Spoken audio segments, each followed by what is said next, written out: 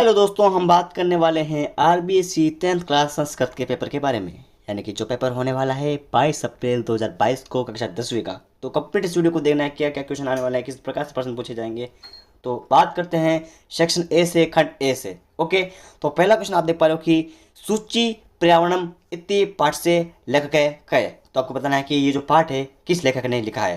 पहले आप सभी क्वेश्चन को जो है नोटबुक में नोट करते जाइए या फिर आप इनके स्क्रीनशॉट लेते जाइए। ओके, तो सेकंड क्वेश्चन है दुर्बले सूते कस्या अधिका कृपा भवती। ये आपको बताना है। ठीक है, तो फिर है के पुभी सुरुषि ऋतुषि व्यायाम कर्तव्य।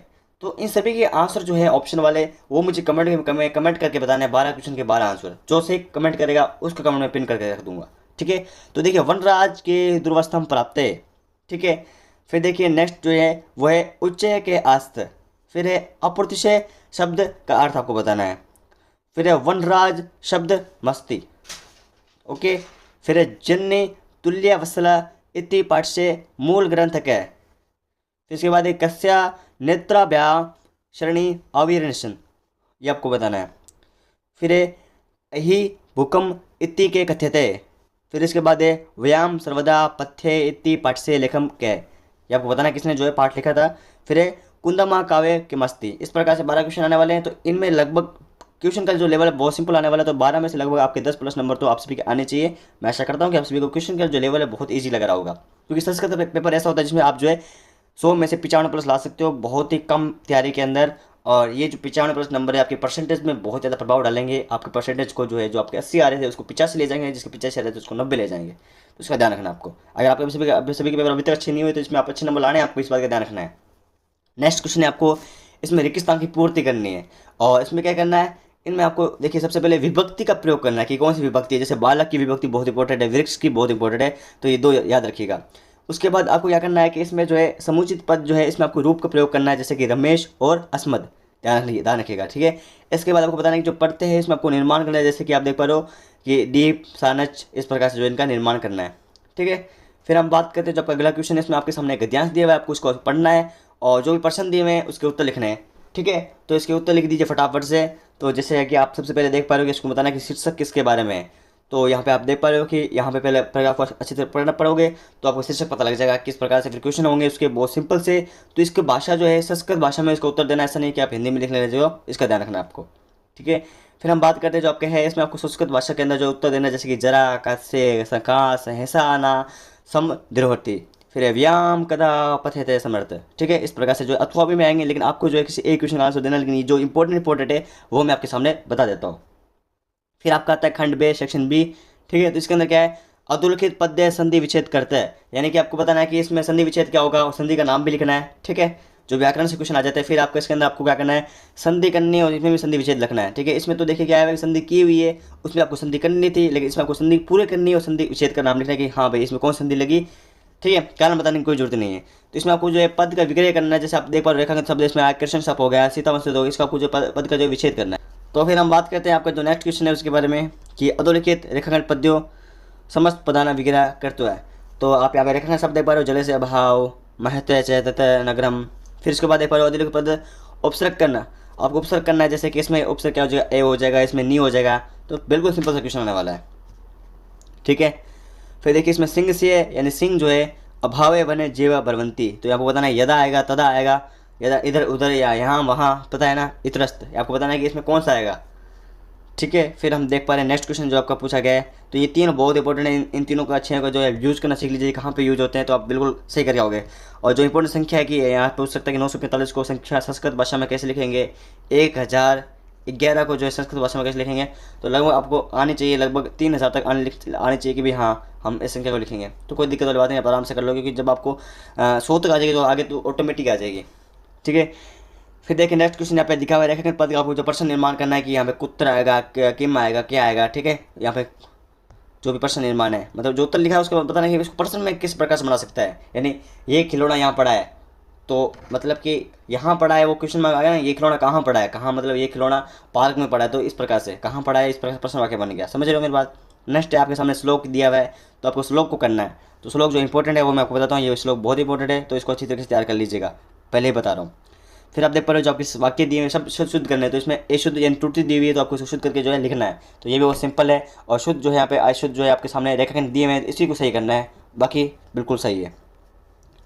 नेक्स्ट है कि आपको अपनी पुस्तक में से एक श्लोक जो है वो संस्कृत भाषा में लिखना है। तो कोई भी श्लोक याद कर लीजिए, ये 2 नंबर तो सबके लिए फ्री होते हैं, ठीक है। कोई भी श्लोक जो है, लेकिन वो श्लोक जो है प्रश्न पत्र में नहीं होना चाहिए, ये इस बात का ध्यान रखना। अपनी पुस्तक में से कोई भी 3 श्लोक याद कर लीजिए और बस 2 नंबर पक्के आपके। फिर आप देख पा रहे हो कि नेक्स्ट क्वेश्चन आपका है इस प्रकार से कि इसके अंदर आपको जो हिंदी भाषा में इशारा करना है, इस जो पाठ का जो है पूरे हिंदी भाषा में इशारा करना है। फिर आपके सामने देख पा रहे हो कि आपके सामने पद्यांश दिया है, तो इसके अंदर आपको जो है संस्कृत भाव में अंत लिखना है कि हाँ भाई इसका अर्थ क्या होता है। तो दोनों बहुत इंपॉर्टेंट है, तो इनका अर्थ याद कर लेना संस्कृत भाव के अंदर क्या जो इन सभी का अर्थ है। हम बात करते हैं सेक्शन सी के बारे में, खंड सी के बारे में। आपके सामने एक दिया हुआ है गद्यांश, तो इसका आपको प्रश्न लिखनी है और हिंदी भाषा में अनुवाद करना है। तो ये दोनों बहुत इंपॉर्टेंट है। तो ये नंबर 3 आने वाले क्वेश्चन है जो आप देख रहे हो 3 नंबर के।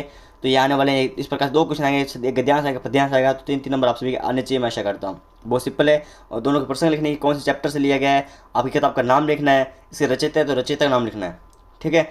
फिर आपके सामने दिया हुआ है कि आपको एक प्रकार की कहानी सी है, नाटक से दिया हुआ है, तो आपको इसे हिंदी भाषा में अनुवाद करना है। जैसे सिंह क्या बोलता है, बके क्या बोलता है, इसका आपको हिंदी अनुवाद में करना है। इसी प्रकार से विदूषक है, कुश है, विदूषक और राम है, इसके बीच में एक वार्ता होती है, उसके बारे में आपको हिंदी में अनुवाद करना है।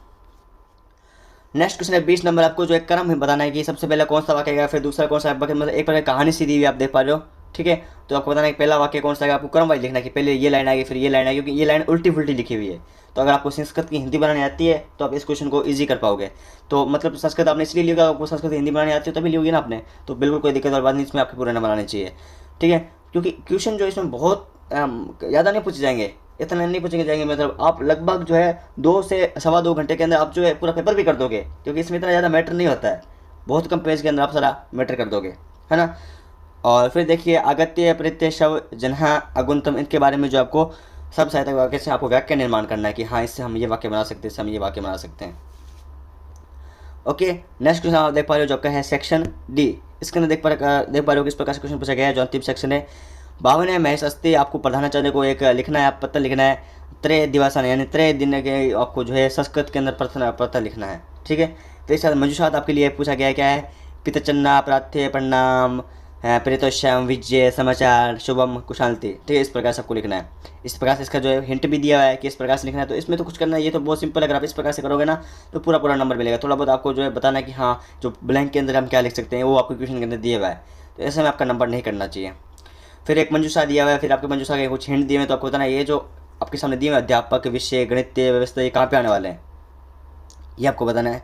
तो बिल्कुल आप बता सकते हो, कोई दिक्कत वाली बात नहीं है। इसके अंदर बताना है कौन कौन से जो है यहाँ पे आने वाले हैं, ठीक है। संस्कृत जिसको आती है वो अथवा आराम से कर, अथवा वाला बहुत ही सिंपल है। ये सामने दिया हुआ एक वर्षा के बारे में लिखना है कि हाँ वर्षा, विद्यालय, मेधा, छात्र, कक्षा, ठीक है, यानी विद्यालय के बारे में जो है आपके बारे में लिखा हुआ है, ठीक है। ये देख पा रहे हो कि विद्यालय से बरसात हो रही है, हम घर पे जा रहे हैं, किस प्रकार से जा रहे हैं उसके बारे में चित्र लिखा हुआ है।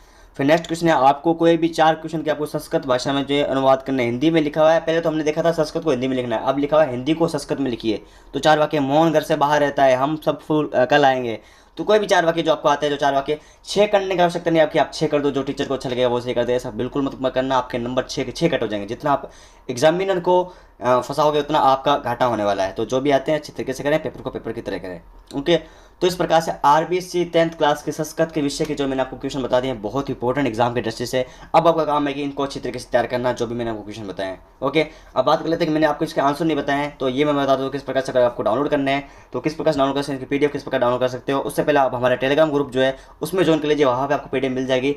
खाजूवाला /की कॉकटेल जो आपका डैश लगा के जो है लिख लीजिए, लिंक डिस्क्रिप्शन मिल जाएगी, वहाँ सीधा ज्वाइन कर लीजिएगा, ठीक है। और चैनल को सब्सक्राइब करके नोटिफिकेशन बेल को दबा लीजिए, क्योंकि आगे भी आपको जब हिंदी का पेपर होने वाला है उसकी वीडियो भी लाने वाला हूँ और लगभग क्वेश्चन वहीं से आपके आने वाले हैं। तो चैनल को सब्सक्राइब कर लीजिएगा। बात करते हैं किस प्रकार से पूरी पीडीएफ को डाउनलोड करना है। दोस्तों अगर आपको ये पीडीएफ डाउनलोड करनी है, बहुत सिंपल तरीका है। गूगल खोलना है, गूगल पे लिखना है ज्ञानalert.com और जैसे लिखोगे तो पहले लिंक आएगा, पहले लिंक पे क्लिक करना है और इस प्रकार का होम पेज खुल जाएगा। फिर आपको थोड़ा सा नीचे जाना है, तो नीचे जाओगे तो यहाँ पे आपको जो है लगभग 3री या 4थी पोस्ट मिल जाएगी आरबीएससी 10th क्लास की मोस्ट इंपॉर्टेंट क्वेश्चन की। तो आपको सिंपली इस पर क्लिक करना है। जैसे आप क्लिक करोगे तो इस प्रकार का जो मेन डायरेक्ट लिंक है वो आपको मिल जाएगा। तो इसका डिस्क्रिप्शन में भी लिंक मिल जाएगा, सीधा आप यहाँ से भी आ सकते हो। और जो भी आपको पेपर की वीडियो डाउनलोड करनी है, सिंपली आपको डाउनलोड पे क्लिक करना है और आराम से आप पीडीएफ को डाउनलोड कर सकते हो। आपको अपने पेपर की अग्रिम शुभकामनाएं।